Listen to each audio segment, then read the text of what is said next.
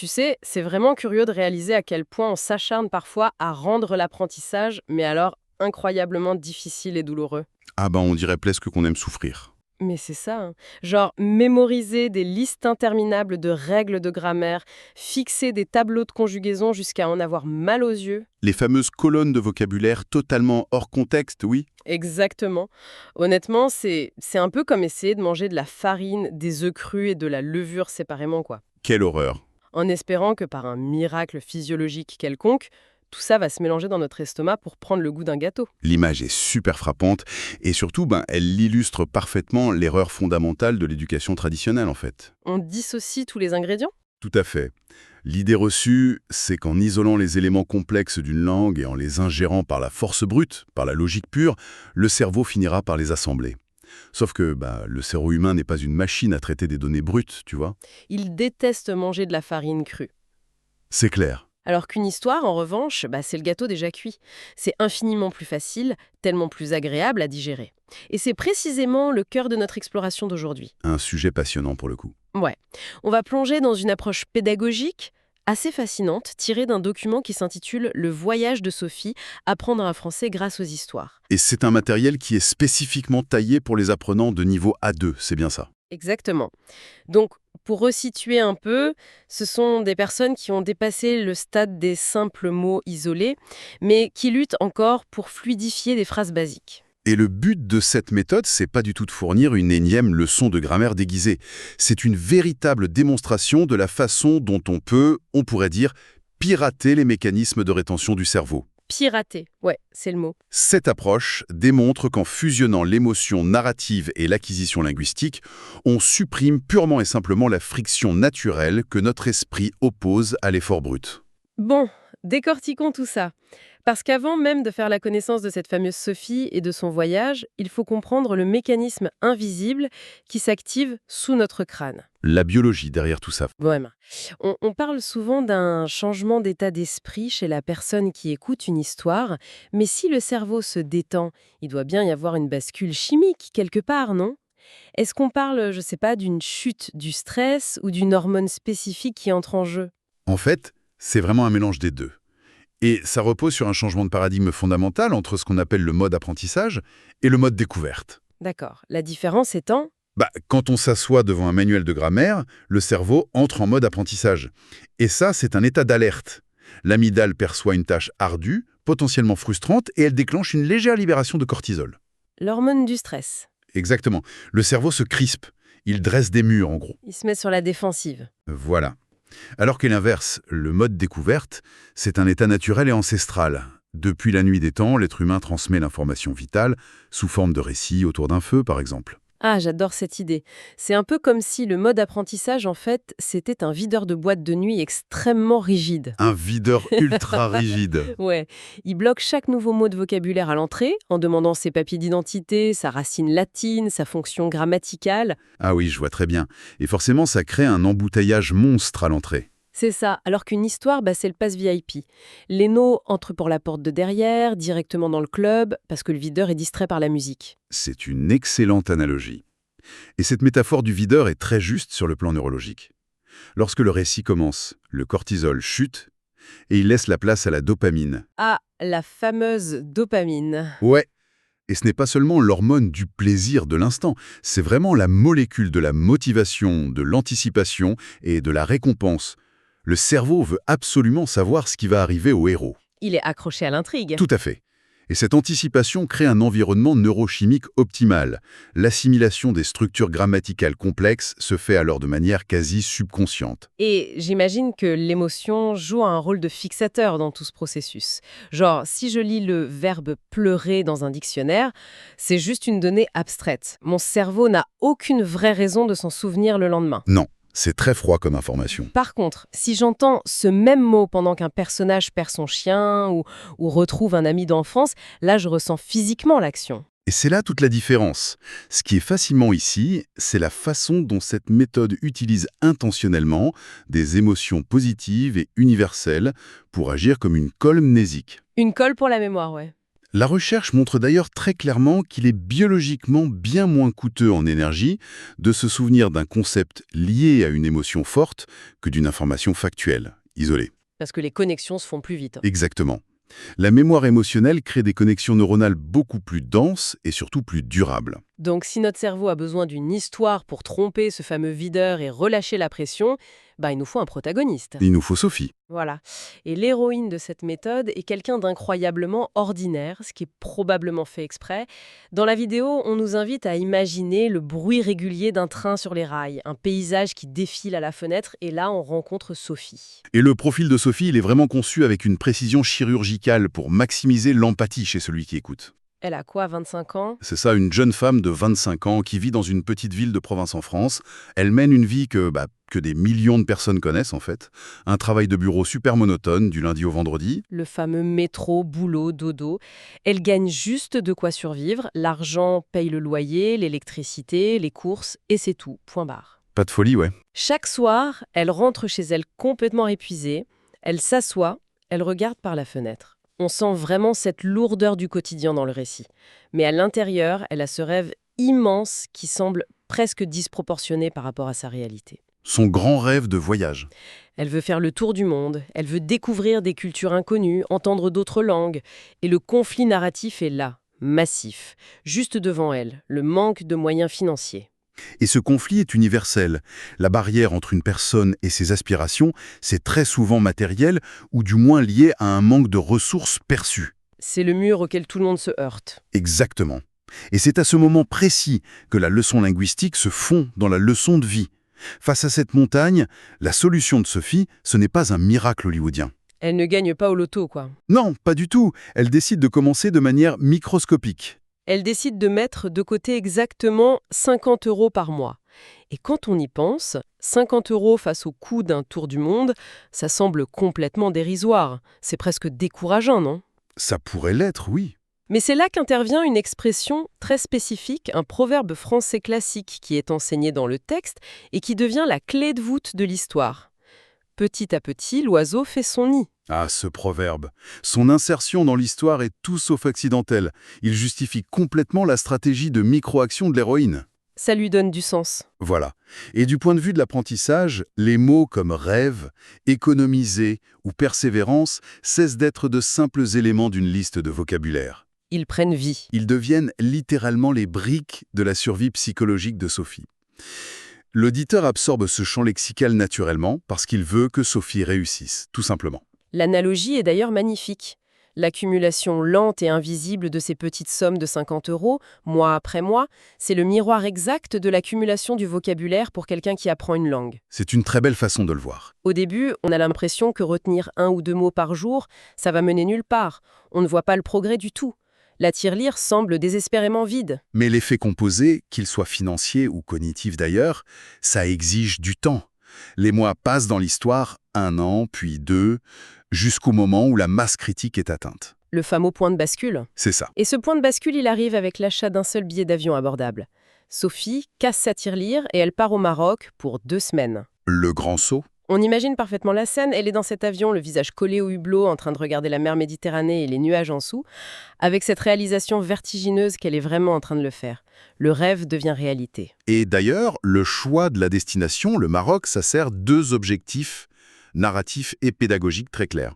Lesquels? D'une part, c'est géographiquement proche de la France et financièrement accessible, ce qui maintient la crédibilité totale de l'histoire des 50 €. C'est pas un vol pour l'Australie, quoi. Voilà. Et d'autre part, c'est un dépaysement culturel et linguistique total, ce qui est absolument parfait pour introduire tout le vocabulaire lié au voyage, à la désorientation et à la prise de décision. Ah oui, parce qu'une fois sur place, c'est le choc pour elle. Elle ne parle pas un mot d'arabe. Pas un seul. Elle est soudainement réduite à communiquer un peu comme une enfant, tu sais, avec des grands sourires, des gestes maladroits des mains, et juste les 3 mots basiques qu'elle a pu glaner avant de partir. Bonjour, merci, s'il vous plaît. Et cette situation crée une puissante résonance chez la personne qui écoute l'histoire. De l'empathie directe. Exactement. L'apprenant qui lutte pour comprendre le français à travers ses écouteurs s'identifie immédiatement à Sophie qui lutte pour se faire comprendre au Maroc. L'empathie est à son comble à ce moment-là. C'est là que ça devient vraiment intéressant. Parce qu'au milieu de cette désorientation, la plus grande découverte de Sophie n'est pas du tout architectural. C'est pas un beau bâtiment. Non, ce n'est pas un monument célèbre ou même un plat local.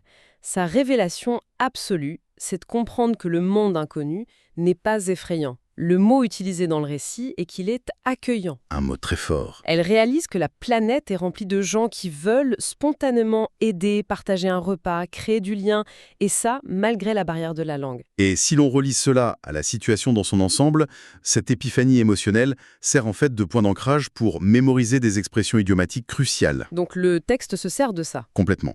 Le texte utilise cette transformation pour graver des concepts abstraits comme prendre une décision, ou en avoir assez de sa routine, ou encore faire le premier pas. Et ça marche, parce que l'émotion est là. Le cerveau retient ces phrases car elles sont désormais associées au soulagement et à la joie ressentie par le personnage. C'est ancré. Et le récit ne s'arrête pas à ce premier succès. On a droit à une ellipse temporelle, un saut dans le temps de 5 ans. 5 ans plus tard, ouais. Les résultats de cette petite habitude de 50 € sont juste phénoménaux. Sophie a voyagé dans 15 pays différents, explorant l'Espagne, l'Italie, le Portugal, la Grèce. Un vrai tour d'Europe. Et bien plus. Elle est devenue trilingue, parlant le français, l'anglais et un peu d'espagnol. Elle a même lancé un blog lu par des milliers de personnes pour prouver que voyager n'est pas réservé aux millionnaires. La trajectoire de Sophie illustre vraiment un principe fondamental de l'expansion humaine. Les grands changements de vie ne nécessitent pas des actes héroïques immédiats. Pas besoin de tout plaquer d'un coup. Non, ils demandent simplement une action initiale minime, mais qui soit constante. C'est la morale de l'histoire, et c'est aussi, de façon très subtile, la morale de l'apprentissage linguistique lui-même. Alors je dois t'arrêter là, parce que tout cela est profondément inspirant, je suis d'accord. Mais je vais jouer l'avocat du diable une seconde. Je t'écoute. Si je suis un apprenant, je pourrais très bien me dire « Ouais, c'est génial, j'ai eu ma dose de dopamine, j'ai adoré l'histoire de Sophie. » Mais si je me contente de m'asseoir sur mon canapé et d'écouter cette jolie vidéo en boucle, est-ce que je vais vraiment devenir bilingue ? C'est la grande question. Bah oui, l'écoute passive, c'est comme regarder une série sur Netflix. Ça ne forge pas une compétence concrète. Comment on passe de l'inspiration ressentie à l'acquisition réelle de la grammaire française ? C'est une objection tout à fait légitime, et c'est précisément la raison pour laquelle cette méthode ne s'arrête pas au conte de fées. Ah, donc il y a une suite pratique. Bien sûr, l'inspiration est le carburant, on est d'accord, mais il faut un moteur pour avancer. Sans méthodologie stricte, le pic de dopamine retombe à plat très vite.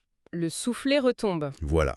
C'est pour cela qu'un plan d'action extrêmement pragmatique découpé en 5 étapes accompagne l'histoire de Sophie. Alors, explorons ce moteur. Quelle est la première étape pour transformer cette belle histoire en véritable maîtrise de la langue de Nat ? La première étape, c'est la régularité absolue. La règle est très claire. 10 minutes d'écoute par jour valent infiniment mieux que 2 heures de travail acharné le dimanche soir. Ah oui, le fameux bachotage du dimanche. Ça ne marche pas. La mécanique derrière cela s'appelle la répétition espacée. Le cerveau a besoin de temps, et particulièrement de sommeil, pour consolider les nouvelles synapses. Donc si on fait 2 heures d'un coup, Le bombarder d'informations pendant 2 heures ne fait que saturer la mémoire à court terme, qui s'effacera de toute façon le lendemain. 10 minutes par jour, c'est littéralement l'équivalent cognitif des 50 € de Sophie. on capitalise sur de petites doses quotidiennes. D'accord, c'est très clair. La deuxième étape est, à mon sens, peut-être la plus difficile psychologiquement, c'est le lâcher-prise. Oh oui, très difficile pour beaucoup. L'instruction est de tolérer l'ambiguïté, de ne pas chercher à comprendre chaque mot immédiatement et de se concentrer sur le sens global de la phrase. Mais c'est terrifiant pour quelqu'un qui a été habitué à l'école à chercher la traduction parfaite de chaque terme. C'est même totalement contre-intuitif.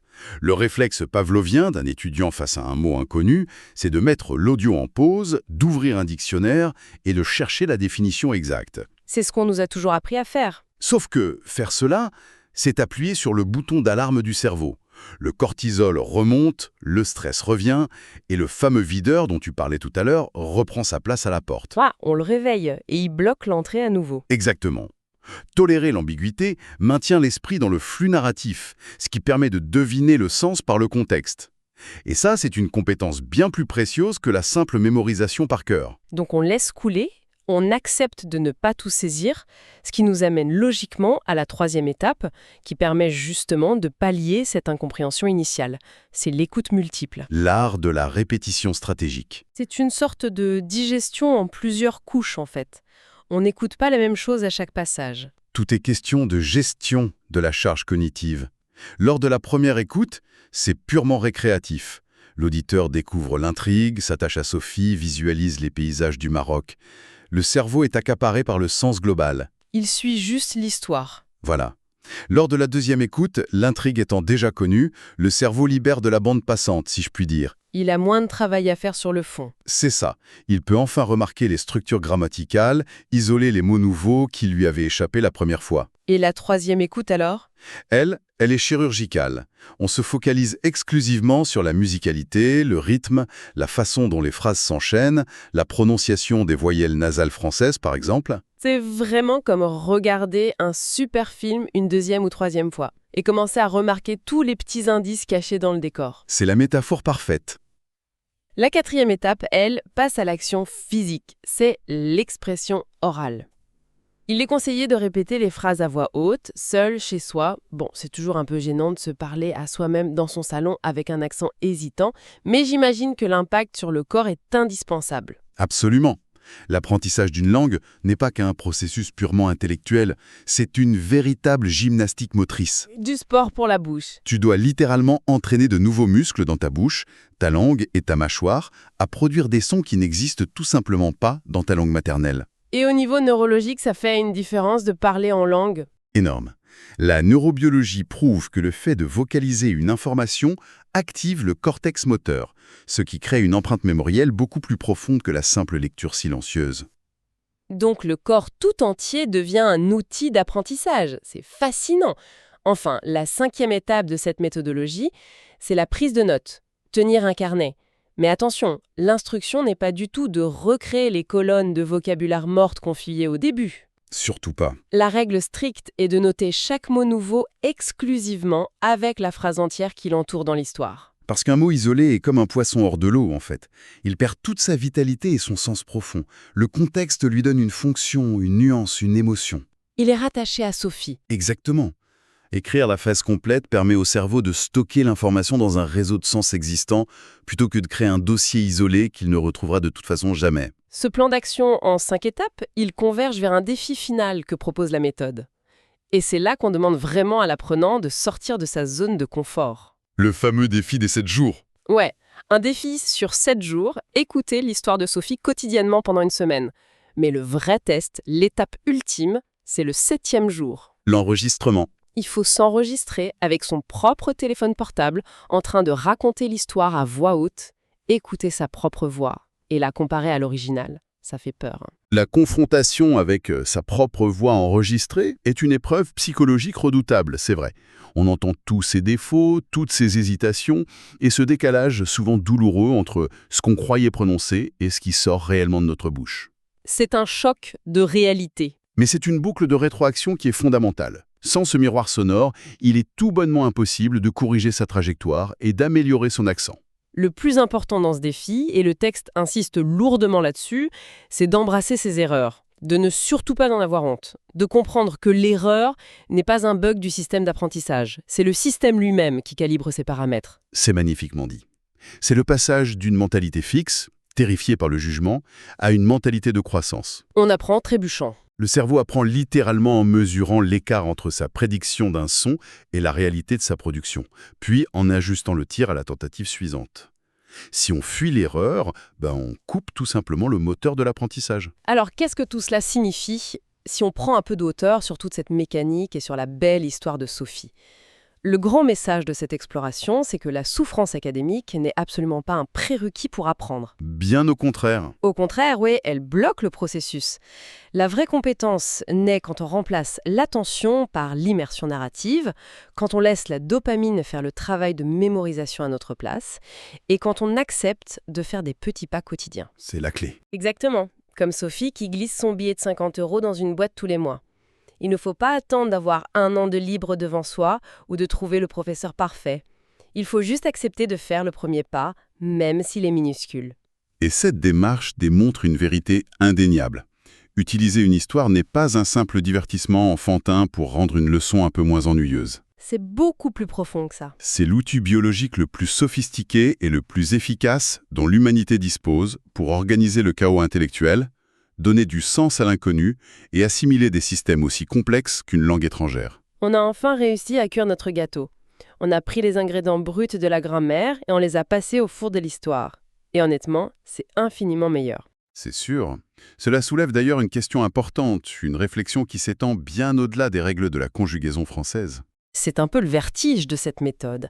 Si notre cerveau est structurellement programmé pour absorber et retenir des informations hautement complexes, comme le vocabulaire d'une langue étrangère, simplement parce qu'on les lui a présentées sous la forme de l'aventure d'une jeune femme qui économise pour voyager, Oui, quelles autres immenses compétences dans nos vies pourraient être maîtrisées avec la même facilité? Le potentiel est presque sans limite quand on y réfléchit. Tous ces sujets qui nous paraissent aujourd'hui si arides, impénétrables, ou même hostiles, je sais pas, de la finance personnelle au codage informatique, en passant par l'histoire géopolitique, deviendraient-ils instantanément accessibles si nous prenions seulement le temps d'arrêter de mâcher de la farine crue pour enfin les transformer en histoires captivantes? C'est une perspective qui donne furieusement envie de réinventer absolument tout ce que l'on essaie d'apprendre au quotidien. quand on y pense, et c'est un truc qui me frappe souvent, l'apprentissage traditionnel, particulièrement celui des langues, ça ressemble souvent à une expérience culinaire assez étrange. Ah bon? Comment ça, une expérience culinaire? Imagine, c'est comme si, pour apprécier un magnifique gâteau au chocolat, on forçait d'abord la personne à manger une grande cuillère de farine bien sèche, Ah ouais, l'enfer. C'est étouffant. carrément. Et ensuite, hop, on l'obligerait à avaler un œuf cru, puis à croquer direct dans un morceau de beurre nature, et enfin à ingurgiter une grosse poignée de sucre en poudre. Rien que de l'entendre, ça coupe l'appétit en fait. Voilà, c'est exactement ça. C'est aride, ça donne pas envie. Pourtant, c'est pile ce que font les méthodes classiques. Elles balancent tous les ingrédients séparément, tu sais, sous forme de listes de vocabulaire interminables, de leçons de grammaire hyper monotones. Avec l'espoir un peu naïf que la magie opère toute seule dans l'estomac. Exactement. Et c'est précisément pour ça que dans notre analyse approfondie d'aujourd'hui, on va faire exactement l'inverse. On va enfin déguster le gâteau. C'est l'idée. On plonge dans un document vraiment fascinant qui s'intitule The Journey of Sophie, French Comprehension and Inspiration. En fait, c'est un texte conçu à la base pour des apprenants de niveau A2 en français. D'accord. Mais ce qui est fou, c'est qu'il rejette complètement cette mémorisation mécanique dont on vient de parler. À la place, il utilise un des outils les plus vieux et les plus puissants de l'humanité, la narration. Et c'est très efficace. Grave. La mission de notre exploration du jour, pour ceux qui nous écoutent, c'est de comprendre les mécanismes super précis qui rendent une histoire si redoutablement efficace pour le cerveau. Tout en extrayant des leçons-vie très concrètes de ce récit. Bon, décortiquons ça. Pourquoi est-ce que le simple fait d'entendre une histoire, ça réussit là où des dizaines d'heures de mémorisation acharnée échouent lamentablement? Ce qui est fascinant ici, c'est le changement neurologique fondamental qui s'opère. Le document source met vraiment en lumière une réalité biologique qu'on ignore souvent. C'est-à-dire? Lorsqu'un individu écoute une histoire, son cerveau quitte ce qu'on pourrait appeler le mode apprentissage. Il bascule instantanément dans un mode de découverte. Ah, la différence est subtile mais importante. Elle est énorme en fait. Face à une liste de mots isolés, le cerveau se trouve en état de stress cognitif. Il perçoit une tâche arbitraire, une contrainte. Ouais, il doit littéralement forcer pour retenir des données qui n'ont aucun lien logique entre elles. C'est ça. Et là, l'amygdale, qui gère nos émotions, elle signale que c'est une corvée. Une menace presque. Une alarme qui sonne en boucle. Voilà, alors que face à un récit, toute cette dynamique s'inverse complètement. L'information, c'est plus une menace, ça devient un véhicule de sens. En gros, la barrière de la résistance consciente tombe d'un coup. Exactement. On se dit plus mentalement genre « je dois retenir ce verbe irrégulier coûte que coûte Non, on se demande plutôt qu'est-ce qui va arriver à ce personnage dans la prochaine scène. ». C'est génial de tromper le cerveau comme ça. Et ce passage de la contrainte à la curiosité, ça déclenche une véritable tempête neurochimique. Et au centre de tout ça, il y a la dopamine. La fameuse hormone du plaisir. Ouais, la source la mentionne comme ça. Mais son rôle dans l'apprentissage, ça va bien au-delà de la simple satisfaction de manger un bout de chocolat. C'est le fixateur chimique de notre mémoire. Ah, carrément, le fixateur. La mécanique est redoutable. Quand une histoire suscite de l'émotion, que ce soit du suspense, de la tristesse, de la joie, le cerveau libère cette dopamine. Et cette substance, elle agit comme un surligneur fluorescent pour nos neurones. Donc, si on entend un nouveau mot de vocabulaire, pile au moment où il y a une émotion forte, Le cerveau marque cette info comme étant cruciale pour la survie ou le bien-être. Le mot s'ancre dans la mémoire à long terme, sans aucun effort conscient. c'est fou. Le cerveau associe la langue à un moment de connexion humaine au lieu d'une souffrance académique. Exactement. Franchement, c'est une perspective qui doit offrir un soulagement immense. Ah bah c'est sûr. Pour quiconque nous écoute en ce moment, qui rentre peut-être d'une longue journée de travail, qui se sent complètement submergé par la charge mentale et la surcharge d'informations, l'idée même de devoir forcer son cerveau pour apprendre un truc nouveau, c'est épuisant. C'est décourageant avant même de commencer. Ouais. Donc savoir que le secret de la rétention d'infos, ça réside peut-être dans l'abandon de cette lutte, en se laissant juste porter par une histoire, ça change tout. On remplace la punition par notre nature la plus profonde. Et c'est vraiment notre nature. Les humains se racontent des histoires autour du feu depuis des dizaines de milliers d'années. C'était pour transmettre des infos vitales à la tribu. Genre, attention, cette baie est toxique. Exactement. Savoir comment chasser un animal, on l'enseignait pas avec des tableaux noirs. C'était encapsulé dans des mythes et des légendes. C'est littéralement gravé dans notre architecture neuronale. C'est ça. Donc, essayer d'apprendre une langue sans utiliser d'histoire, c'est un peu comme essayer de faire avancer une voiture en la poussant de l'extérieur, alors qu'on pourrait juste s'installer au volant et mettre le contact. Super analogie. Mais du coup, si le cerveau a un besoin si vital d'émotion pour libérer cette fameuse dopamine, quel genre de récit arrive réellement à faire ça? Bonne question. Parce que si l'histoire est fade ou super artificielle, toute cette belle mécanique scientifique s'effondre. Elle tombe à l'eau, ouais. Et c'est là que notre document déploie son personnage central, Sophie. Ah, Sophie. Le point de départ que l'auteur a choisi est d'une banalité frappante. C'est presque délibérément ordinaire. Sophie, elle a 25 ans, elle vit dans une petite ville de province en France. Une vie très classique, quoi. Voilà. Elle a un job de bureau classique, du lundi au vendredi. Et financièrement, le texte explique qu'elle est sur la corde raide en permanence. Ouais, la fin du mois est difficile. Son salaire couvre tout juste son loyer, ses courses, ses factures. Elle rentre le soir, elle est mentalement épuisée. Mais au milieu de cette grisaille, elle a un rêve immense. Un rêve qui semble presque impossible. Totalement déconnectée de sa réalité quotidienne. Elle veut voyager autour du monde, rencontrer des cultures lointaines, apprendre des langues. Et le texte construit là un terreau narratif parfait. Ça joue sur une identification immédiate. C'est clair, c'est le conflit de l'existence moderne en fait. Absolument. Cette tension entre nos limites matérielles et nos aspirations infinies, c'est ça qui donne sa force à l'histoire. Ce qui capte l'attention de celui qui écoute, c'est pas la taille du rêve. C'est la réaction de Sophie face au gouffre géant qui la sépare de ce rêve. Elle refuse de se résigner. Elle fait face à une impossibilité mathématique, selon beaucoup. Mais la source décrit ce moment précis où elle prend une décision ferme. Elle commence immédiatement, avec les moyens du bord, sans même savoir quand elle atteindra son objectif. Et là, franchement, j'ai envie d'intervenir et de faire un peu l'avocat du diable. Vas-y, je t'écoute. Parce que l'action concrète qu'elle décide de faire, c'est de commencer à économiser. Très bien. Mais le montant mentionné dans le document source, c'est 50 € par mois. Oui, 50 €. 50 €. Enfin, je veux dire, à ce rythme-là, dans 10 ans, on a tout juste de quoi se payer un café et un sandwich médiocre à l'aéroport. C'est sûr que vu comme ça, N'importe quel observateur rationnel se dirait « à quoi bon commencer ?» L'effort est tellement ridicule par rapport à la montagne à gravir, comment une somme aussi dérisoire peut-elle être le moteur d'un projet pareil?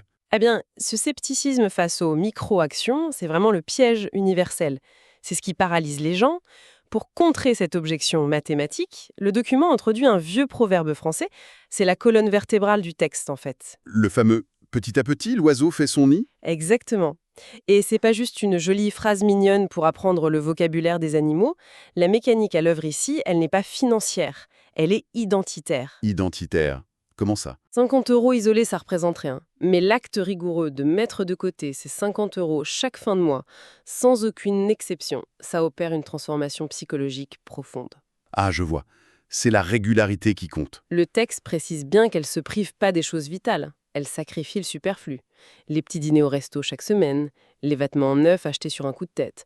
En fait, elle s'entraîne à différer la gratification immédiate. Elles construisent une discipline de fer. Exactement. L'histoire met ça en scène. Sophie cesse d'être une employée passive, qui subit son budget. Elle devient l'architecte de son avenir. Elle n'attend pas de gagner au loto. Et c'est là que ça devient vraiment intéressant.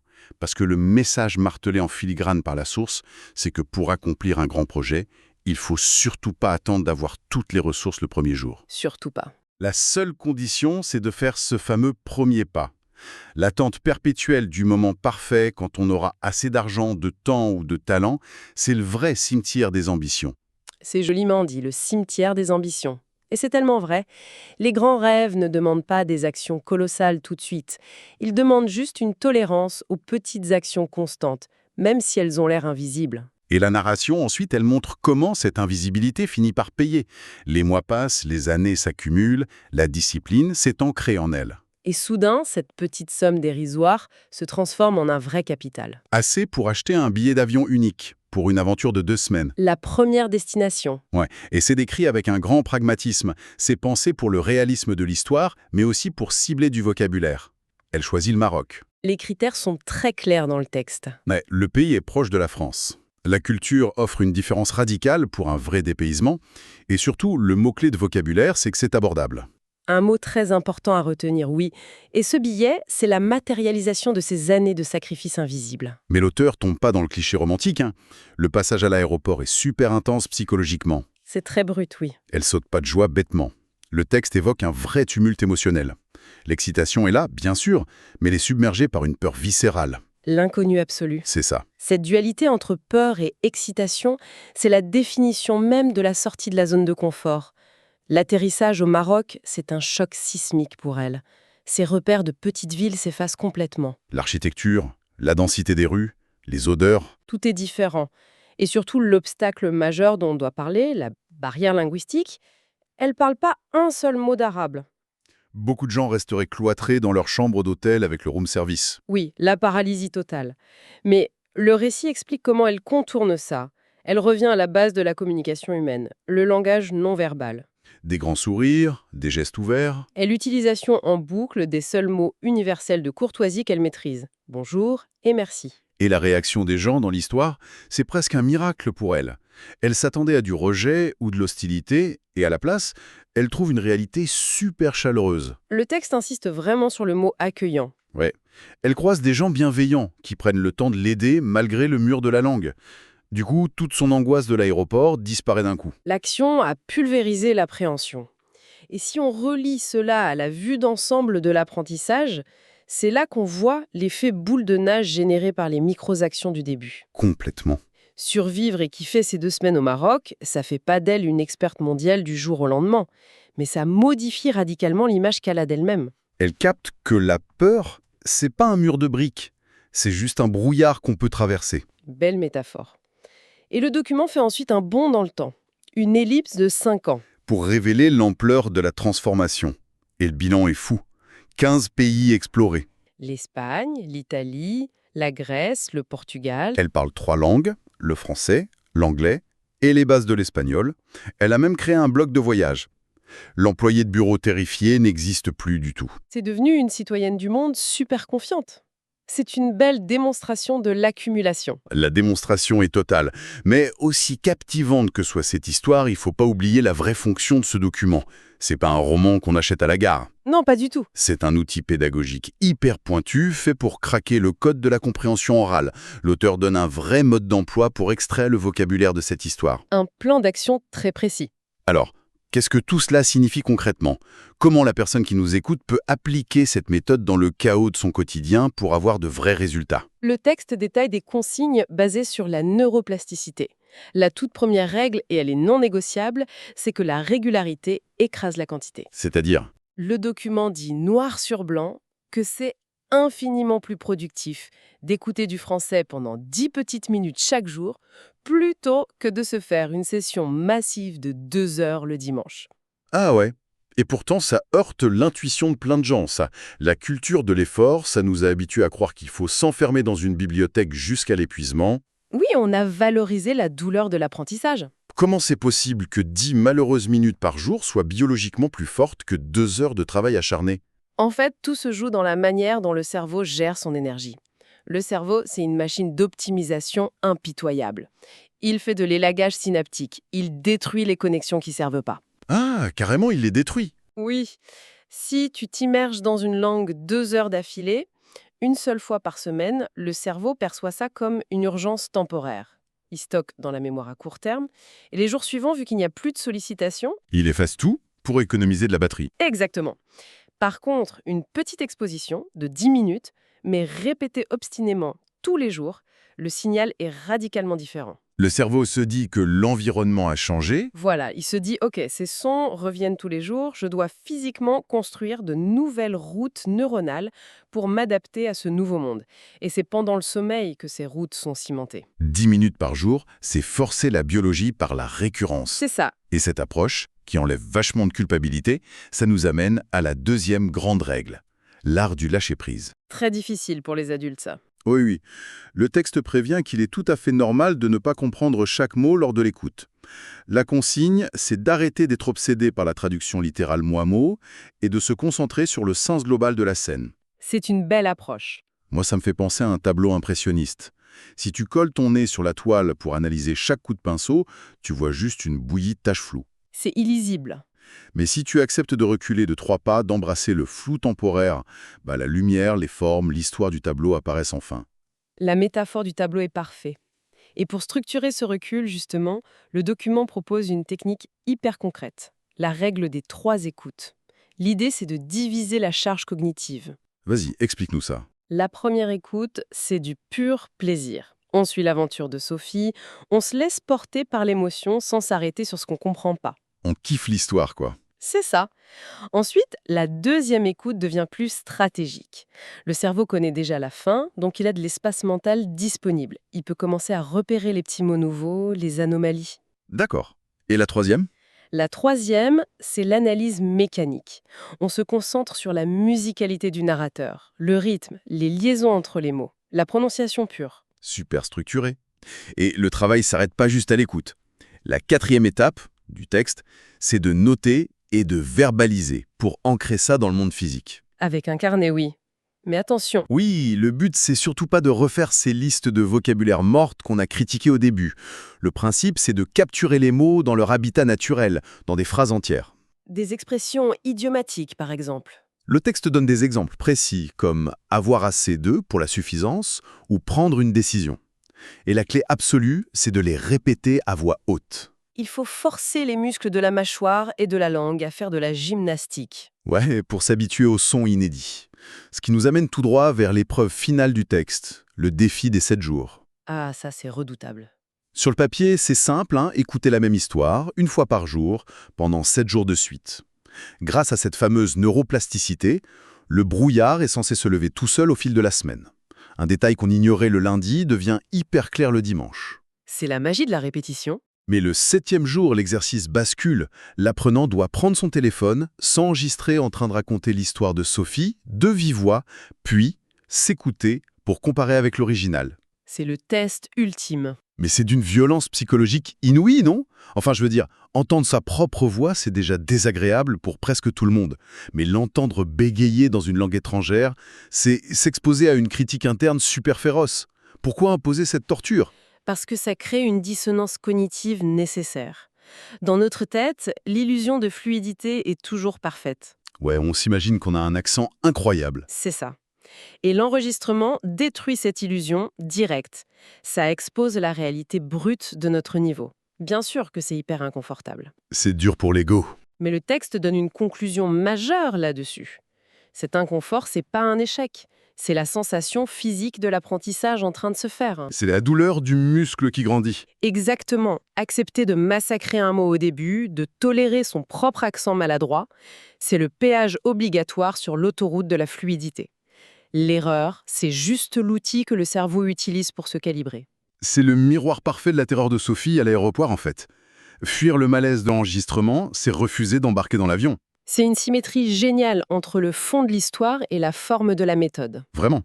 On force la personne qui écoute à franchir la frontière de sa zone de confort, exactement comme le personnage.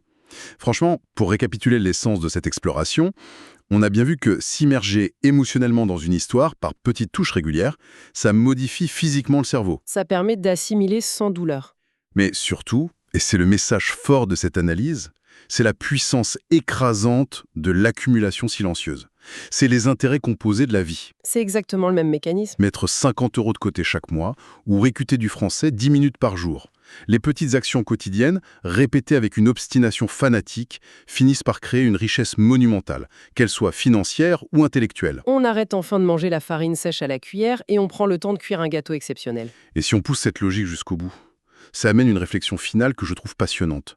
On vient de voir qu'on est biologiquement programmé pour maîtriser des trucs complexes comme une langue, juste en utilisant la curiosité d'une histoire et 10 minutes par jour. Oui, la science le prouve. Alors la vraie question c'est, quelles autres compétences hyper ardues, dans notre travail ou nos vies perso, est-ce qu'on s'obstine à apprendre à la dure, par la force pure, la contrainte, l'épuisement?